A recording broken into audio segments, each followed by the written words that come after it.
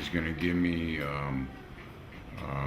my members list. Right now, the prosecutor's saying I don't get my members list because it has medical information on it, even though there's no medical information. We don't even know why our patients got medical cards. It's just patient information and stuff they signed to make sure that they weren't breaking the law. So it's going to be interesting to see. I'm kind of hoping the judge rules against me. We'll see. Stay tuned. Questions concerning discovery and status of appointment of new standby counsel.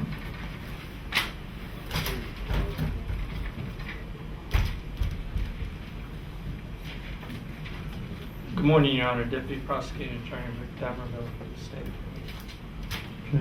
Good morning, Your Honor. Mike Ruggles. Good Morning, Judge Ivan Dillon here with Mike Ruggles. morning. So, Mr. Ruggles, you have met Mr. Van there. Yes, sir. Okay. Regarding the motion, let me make a couple of observations to start.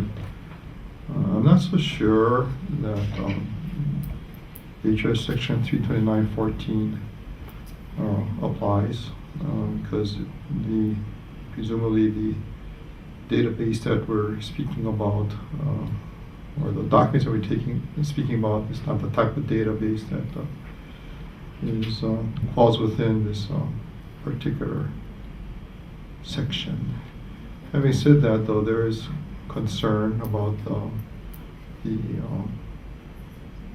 people whose records might be involved in regard to this case who are not parties, and that they have. So what I'm thinking is that, okay, just to confirm this, in terms of the documents, these are documents that are actually seized from, or allegedly seized from Mr. Ruggles. That's right. Okay, so presumably at one point in time, he might have had possession of these documents. He did. He did, okay. So what I'm thinking is that the state can't turn those documents back over to Mr. Ruggles, but to preserve the right of privacy of the individuals whose records these people, to preserve the privacy of the records, which at one time were presumably the possession of these individuals, that any use of the documents for public purposes be redacted so that the identity of these people are not revealed. And second, Mr. Ruggles, if you're going to use these documents, that I would want you to give notice to these people so they have the opportunity to object or take some position about preservation of privacy. Absolutely, Your Honor. And in fact, many of these members will be subpoenaed. Oh, okay, that's fine. But now that's my inclination, okay, and state responsibility.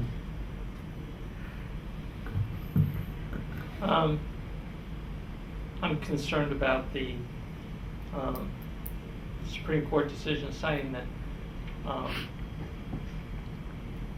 redaction is not sufficient to protect the privacy. So if I turn the records back over, how do I redact such that the fact that they may have medical marijuana cards, how is that protected? Okay, so I'm thinking that your obligation is to just turn over what you receive, presumably by the police. These records were seized by the police, right? Pursuant to, I assume, a warrant. Right.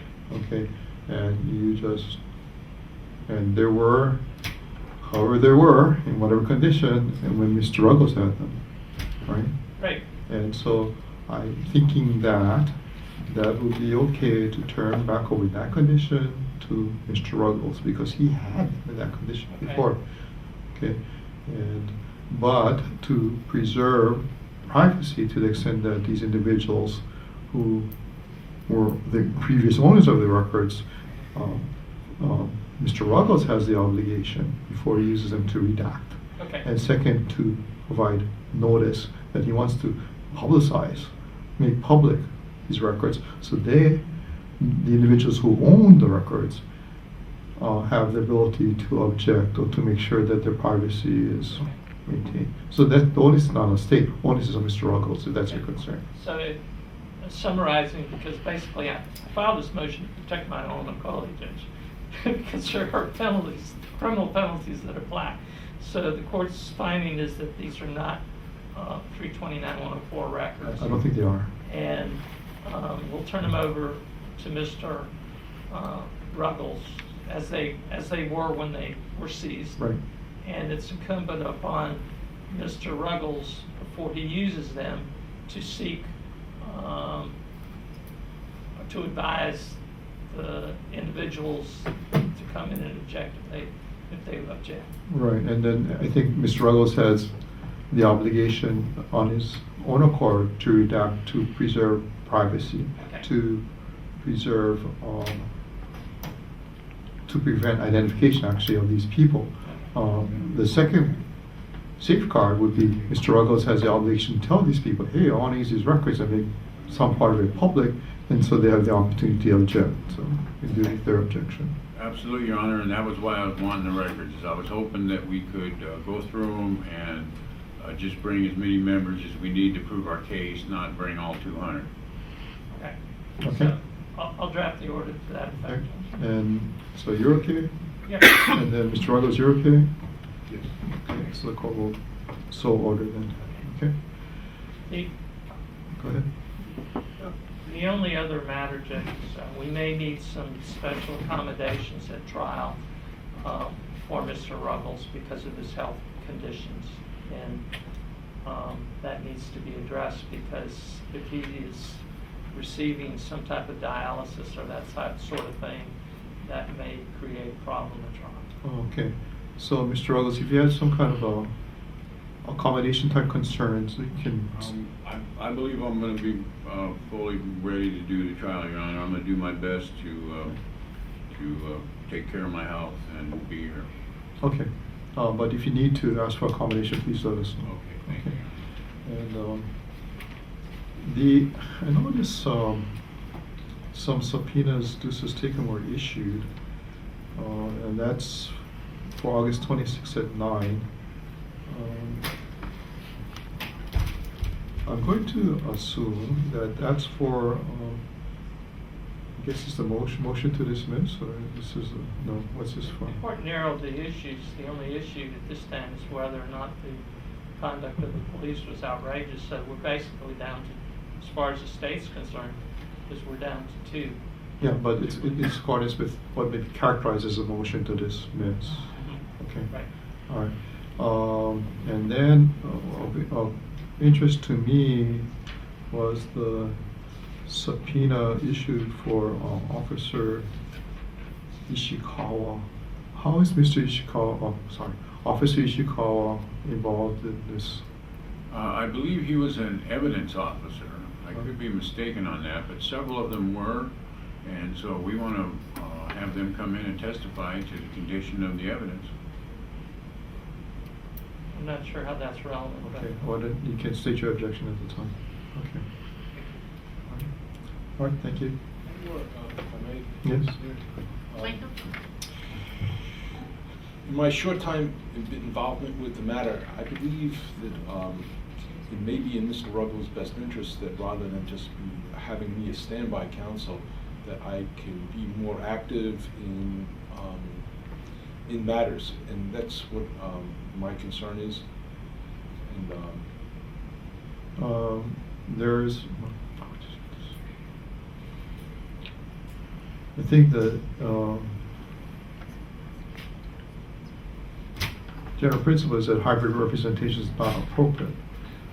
Having said that, though, I guess there can be some discussion about what is done or not done by the two of you, but we can talk about that.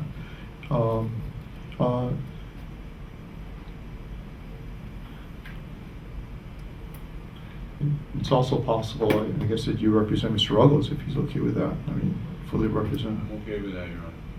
Oh, well, one more thing, that Mr. Ruggles has found another lawyer on the mainland who is apparently an old-time practitioner he's been doing criminal defense work in California. He's, I think that gentleman is desirous of assisting as well, pro hac vice, and that's another issue. But, Then you file your motion, but I'm not a real fan of pro hac vice in civil cases. I never had one in criminal case, so. Mr. Darmerville, you're raising your hand. Just a couple comments. I personally, I know that a lot of the case law disfavors hybrid representation, but doesn't ban it. The only objections I have, or the state would have, in hybrid representation is if it becomes a situation where the defendant elects not to take the stand, but then elects to use the hybrid representation to make his closing arguments or opening statements. Right. And that's the only issue that comes up. So if he wants Mr. Van Leer to represent him during evidentiary hearings, that kind of thing, I don't have any problem with it. As I said, those things that they can negotiate out and Right? tell us, I guess, what their plan is, and then we can deal with that. Okay. But I want to understand your status though right now, Mr. Bradley.